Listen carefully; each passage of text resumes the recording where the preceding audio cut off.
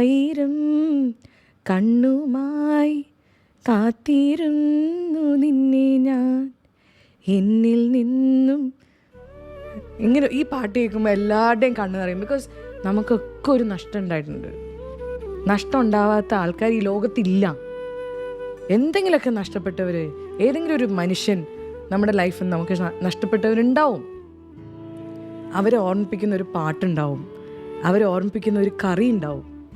ചിലപ്പോൾ ഒരു നല്ലൊരു മോരുകറി ആയിരിക്കും. അത് കഴിക്കുമ്പോഴൊക്കെ അമ്മേനെ ഓർക്കുന്നവരുണ്ടാവും. ഒരു സ്ഥലം ഉണ്ടാവും, ഒരു സിനിമ ഉണ്ടാവും, ഒരു കാറ്റുണ്ടാവും, ഒരു പൂവുണ്ടാവും, എന്തെങ്കിലുമൊക്കെ ഉണ്ടാവും അവരെ ഓർമ്മിപ്പിക്കും.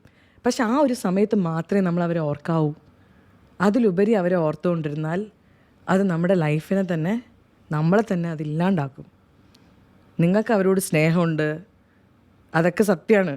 പക്ഷെ അവരതല്ലായിരിക്കും ആഗ്രഹിക്കുന്നത്, അല്ലേ?